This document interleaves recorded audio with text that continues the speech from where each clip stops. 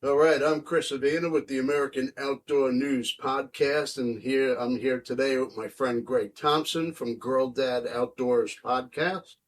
Greg, thanks for taking the time to speak to us today. We got a lot to talk about.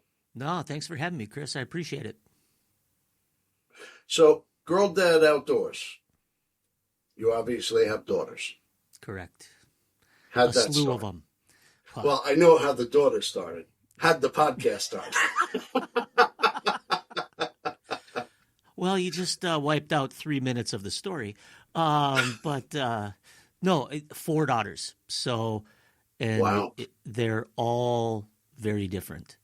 So, growing up, I always wanted to be in the outdoors. Becoming a young adult, I finally had the time to get to the outdoors. And then you throw three kids 20 months apart. So, a single and then twins 20 months apart. And then I have a stepdaughter who's four years younger. And so they were always battling, and they're very individual. So trying to figure out how to get them to do things with me without complaining the whole time. I'm Yeah. like, how can I take these stories and tell my story, but more importantly, tell the stories of other dads and other daughters of what they did and the trials and tribulations and the funny stories that brought them to spending time outdoors. And there's always funny stories when you bring the kids into the outdoors. Yeah. Absolutely. So do all the girls hunt, or are they just like different aspects of the outdoors? Different aspects, and that was the big thing. And that's one of the things that I'm trying to focus on is when I say girl dad outdoors, a lot of people just think hunting and fishing, right? But the whole Uh-huh. premise is anything outside, because once you get them comfortable being outside, it can lead to anything else.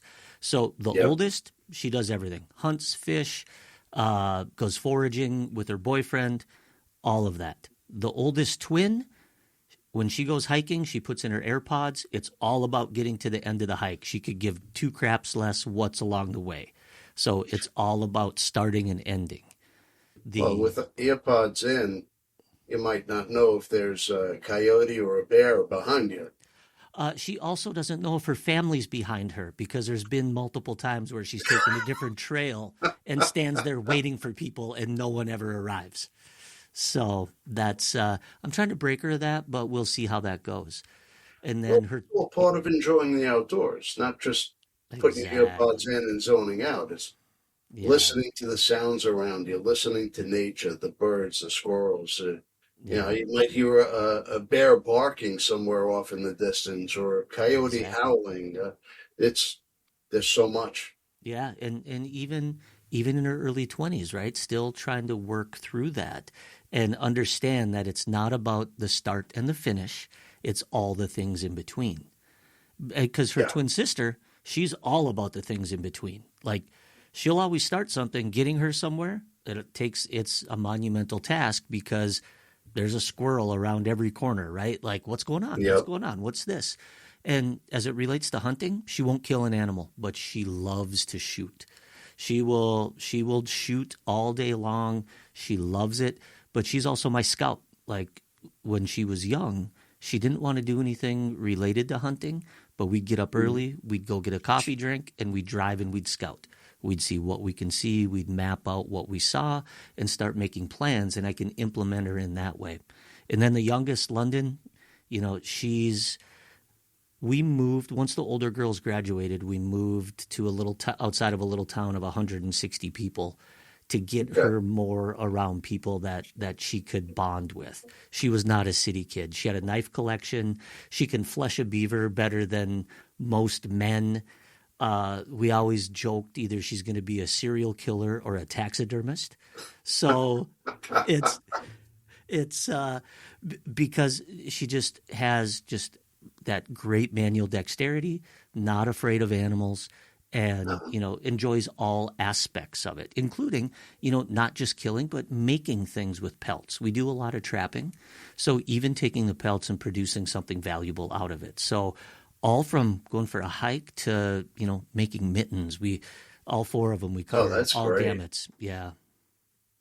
See, I can definitely identify with that because my son although he loves the outdoors, he loves going out in the woods, he loves hopping on my ATV and disappearing for hours.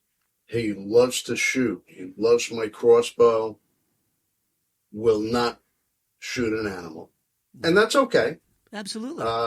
My requirement was that he gets to know the outdoors and he knows how to handle a firearm safely. He checked both boxes and he could do whatever he wants now. Yeah, that's awesome. That's such a key component. Even if you're not gonna hunt, firearm safety is such a good thing to have your kids go through. Just because you never know whose house they're going to be at, and Yep. how they handle gun safety can be different than you. So that's such a good tactic to have them go through that. And, as, being in this industry, we tend to travel quite a bit. Yes. If I'm not home, somebody breaks in. He knows how to defend himself, defend his mother, defend the home. It's important. Absolutely, it is. Yep. And even, as I relate it to being a girl dad, all of my girls know how to protect themselves. All of them know how to handle a firearm, know what to do if someone were to get in the house. And once they're out of the house, that's such a secure feeling because it's constant worry, right? All of a sudden it's out of your control, but at least you've set them up to protect them when you're not around. Well, in today's climate, people don't have any regard for human life. No. So being able to protect yourself and being able to make sure the family is secure, that's a good feeling. Absolutely. And understanding the responsibility every time you pick that gun up. Yeah.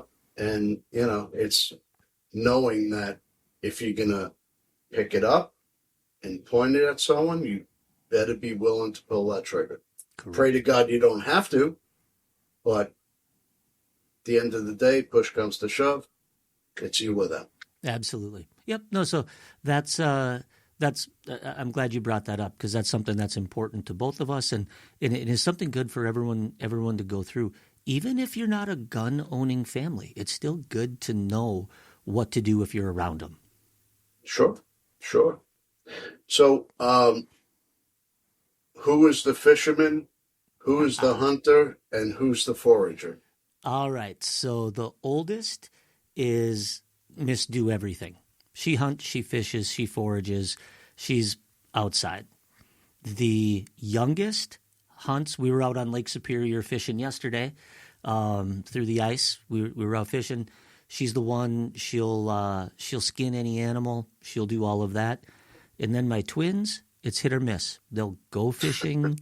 They'll go hunting. The oldest twin, she loves to shoot deer. She doesn't want the work associated with it.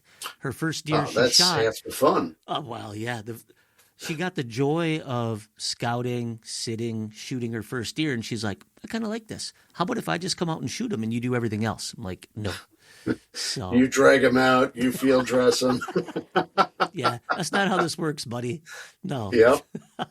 Yeah, so that's all of them at different levels still fish and still hunt, except for Ava. That's the twin that just shoots. But they all do little bits and pieces here and there, and that's one of the things that I try to instill in the podcast is doing these things early.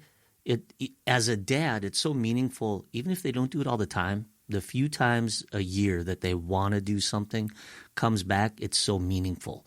Or when they're with their boyfriend and all of a sudden they're teaching them something that you've taught them, it's like, yeah, you don't need no stinking boy, you got this. Well, we're in a time where 20 years ago, it wasn't that common. You see a woman picking up a gun, going out into the field. And now the fastest growing demographic is a woman in the outdoors. It's more commonplace. And quite honestly, I've hunted with a lot of women and, they'll hunt circles around me. Absolutely. They have a lot more patience than us. Well, they're more teachable than us. Yeah. Well, they have Guys a lot have egos. I got this. I know what I'm doing. No, you really don't. You went a different way than me. I was going to say they have more patience than us, not more patience with us. So, No, Yeah, it's it's really an experience being out in the field with a woman that knows what she's doing, and she could actually teach you something, absolutely. teach me something. I mean, I'm not embarrassed to say it. My wife can outshoot me any day of the week. She's just so calm and so relaxed. It's like she just got it dialed, and I'm okay with that. That's I okay. Yeah, At the end of the day, it's who's bringing home the deer. yeah, and you said something that's important that now more women are coming into hunting. When my oldest, her first year deer hunting, I belonged to a deer camp where there had never been. No one brought a daughter. No one brought a female Uh-huh. there, and they were older guys. So I had to add. I just said she's coming. There's nothing about it. A couple guys complained a little bit, but it was just great when she got there. Everyone catered to her. Everyone adapted, and she had an absolute blast.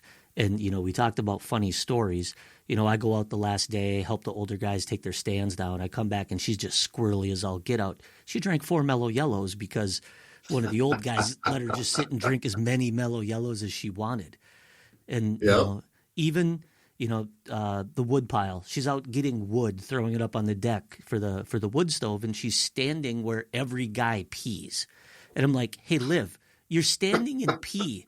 And she looks down and she goes, "Ah, they're mom's Uggs. I don't care." We still Yeah, laugh about that one. I had a deer camp. We had a club. We were about 30 members, and all kids were welcome. And didn't matter if you're a little boy, little girl, bring them up, introduce them to the outdoors, as long as they adhered to the camp rule. What happens at deer camp stays at deer camp. Yeah. Yep. It's it's amazing, and but that's also good to know, especially with social media. Everything is shared. Yeah. Yeah. Especially like you go on a hike with a kid, you know, 8 years old to 25 years old. It's not about what you're seeing; it's about what you're sharing with everyone else in real time, and you don't even really Yeah. take the time to enjoy it yourself because you're so worried about showing everyone else what you're doing. That Yeah. having those rules of what happens here stays here in a very clean format. It's not like Vegas, right? It's a hunting Yeah. camp. Yes, It's very different. Yeah. absolutely. But it's so powerful that you can have memories that stay internalized, that you share with a close group of people. Yeah. And, you know, having all the kids up there, they all, hung out together, although they loved hanging out with the adults around the table, dinner, the bantering back and forth. They like that. But Absolutely. seeing them all jump on the ATVs and they all disappear into the woods together as a group, following each other, it's nice. It's Absolutely. really nice. Yep. We do. Me and my best friend. He had twins 6 months after I had twins, so that set grew up together, and we'd take them grouse hunting, and we'd grouse hunt during in the morning, come back, and then they'd mess around shooting whatever because he has a shooting range at his place, Yep. and jump on four wheelers, come back at night, get in the jeeps, go run around. It was just constant fun, and but good, clean fun, good Yep. bonding, and great memories. Right? Now you're primarily freshwater fishing, correct? Correct. Yep. We like to sneak down to Gulf Shores, Alabama, and then Uh, we'll head down. A few times a year, but we freshwater fish all the time. yeah, we're primarily saltwater by me. I'll take my son out fishing. We'll go on a party boat for the day. Um, as we had discussed, I host a tuna fishing trip every summer out of Montauk. Um, have some good sponsors. Great experience. Everybody has a blast. And whether you catch something or not, you still walk away with something. Yeah. No, that sounds like a great trip. And it's so different, right? Yesterday, for Yeah. example, is for Minnesota and Wisconsin people. It's like as close as we can get to salt water. we were out ice fishing on Lake Superior. Sure. So it's a big body of water, catching salmon. Nice. Yeah, catching cohos yesterday, which is a treat for us. So it's, but saltwater is different, and Well, it's fishing the Great Lakes is not so dissimilar to no, deep sea fishing. yeah. The only The difference Great is, Lakes are huge. yeah. But if you don't see a whale surfacing, you don't see dolphins. No, we do see dolphins and whales. The further we go out on a tuna trip, 30, 40 miles out, you're going to see whales and dolphins swimming alongside the boat. Yeah, It's a great experience. that's the cool thing. The fishing is very similar, like you said, but it's everything else surrounding it. And, that's one of the things is, you know, if like the trip that you're talking about, you can do a lot of these trips inexpensively. You Yeah. can find trips, whether it's a 4 hour trip, a 6 hour trip, because even going out, it's not about catching it. If you bring a kid out and they get to see a dolphin swimming next to the boat, they get to see a whale breach, that's imprinted. That doesn't go away. The catch is Yep. so irrelevant that experience is something that that'll stick with them forever. And that goes back to experiencing nature, getting your kids out into the woods or out onto a boat. And, whether they see a fox or a whale or a dolphin or a bear, it's all part of experiencing it. Absolutely. And that's why I'm such a big fan of foraging, right? Because anyone who lives in the city and doesn't have access to the wilderness, right? You can Hmm. still go find a local trail and you can still find things to forage for, whether it's morel mushrooms, whether it's fiddleback ferns, whether it's ramps. There's so many opportunities. But the thing that it does is it forces you to walk through the woods purposefully. You're Hmm. looking and you're forcefully observing because you're looking for certain things. And when you have your head down and you're constantly searching for those things, you notice a whole heck of a lot more. So that's one of the first things that I recommend that you can do with kids from a young age is just get them out, teach them what a couple plants look like, and get them walking because Yeah. they'll observe so many more things. So, what are some of the topics that you cover on Girl Dad Outdoors? I mean, it's really about the my goal with Girl Dad Outdoors is to make it easier for guys like us who have daughters to integrate them in an easy fashion because it's not easy for everyone. First of all, Yeah. by nature we tend to be a little selfish, right? We want to hunt, we want it to be our experience. How do you change that? So what I do is whether it's a daughter or a dad, what are the experiences that they've had? Where are they at in their outdoor experience today? And what were the Hmm. things that really set the tone for them to move forward? What were those moments that imprinted on them that really drove them into the outdoors? And for some people, it has nothing to do with hunting, but it was the outdoors that they loved. And then Yeah. they got a boyfriend, and all of a sudden now they're elk hunting, they're fly fishing, remote fly fishing, just the path to anything. Just so that a guy in the city who now has a daughter but still wants to do something with her, what's one little tip that they can take from each one of these podcasts that they can integrate so that they have a Yeah. better relationship with their daughter? And it's all centered around being outside. Well, I'll tell you, I've guided deer hunts, bear hunts, things of that nature, and being out with somebody when they harvest their first deer, Yes. it's like you're reliving your first experience all over again. It's exciting. Yeah. And that's as you get older. It's funny you mention that because deer hunting, I don't really care if I shoot a deer. I spend more time setting up for success for the kids than anything else because Yeah. that's it. I get more satisfaction out of watching their joy of doing it than me doing it. Now, if I'm going to go somewhere and I'm going to do a big hunt, absolutely, I'm all over that. But walking out to our property, we got acreage here and then 14 miles of state land behind us. You know, I can manicure that for them. I'll go do other things. Sure, sure. And there's plenty to do in the off season. Uh, Absolutely. teach them how to cut shooting lanes or clear brush for a food plot, or finding a place to set up your tree stand or ground blind. Yeah. Look for the natural funnels. There's a ton of things to teach. Yeah, and that's one of the things. I have a niece who lives about 4 hours away from me, and she likes to come spend time with us, and she wants to deer hunt. So we put her through hunter's safety, got her a gun, and to keep her involved throughout the season, I share my game camera account with her. So my Spy Point account, all of the photos go to her as well.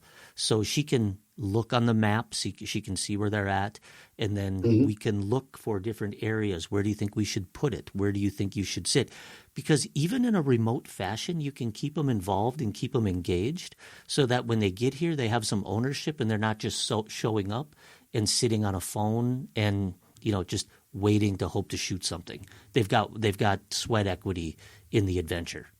Sure, sure. It's at the end of the day, it's all a part of what we do.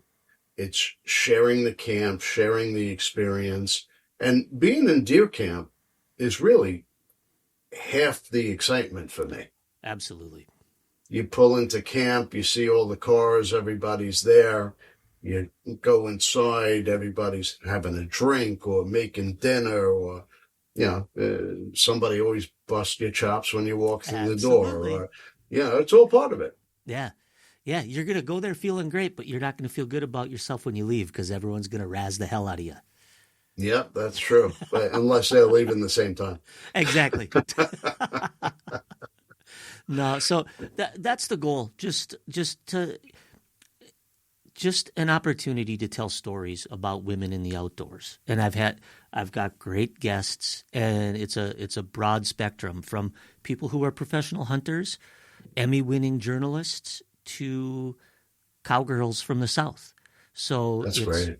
yeah, so anyone listening can pick up something from any of the podcasts because it's not just about what rifle you use, what distance are you shooting.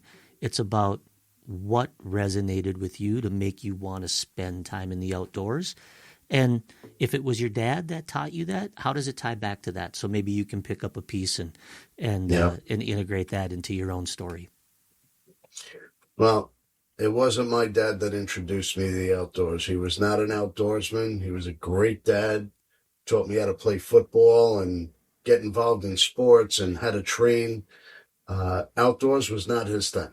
That Yeah. was my uncle's job. My uncle took me hunting, took me camping, and he introduced me to the outdoors. That's awesome because it's the same for me. We were dairy farmers, so outside was you were outside working. You were either milking the cows, doing something associated with the cows, cutting wood.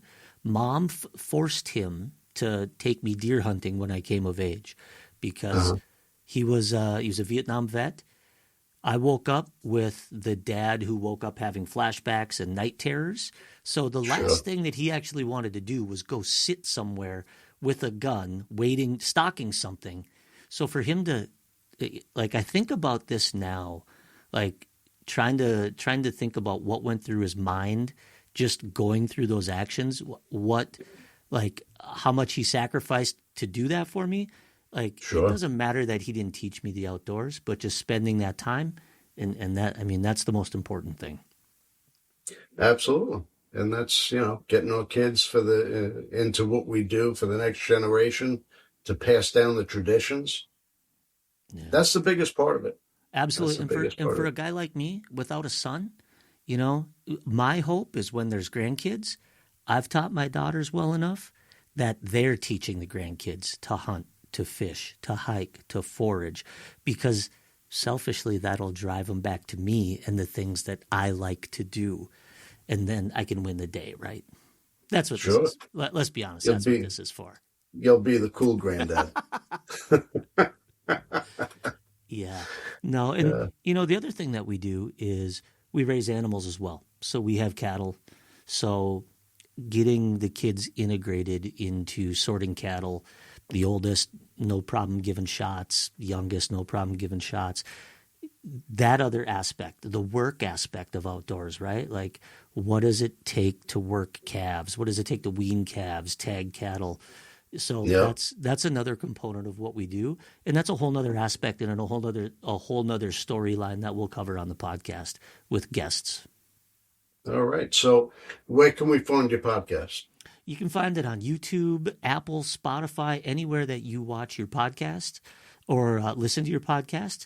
And you can also look me up on girldadaoutdoorspodcast.com. All right. Well, I want to thank you for taking the time to speak to us today and teach us a little bit more about Girl Dad Outdoors and how fathers or mothers can Absolutely. get their daughters into the outdoors just like we do. Absolutely. No, I appreciate the opportunity, Chris. Thanks. All right. And I want to thank Safari Club International, Underwood Ammo, and Hunt of a Lifetime for sponsoring this episode. And if you have not subscribed to the American Outdoor News Podcast, hit that subscribe button now. And then go to girldadaoutdoors.com, Girl Dad Outdoors Podcast. Podcast.com, and check out their podcast as well. Until next week, we'll see you again.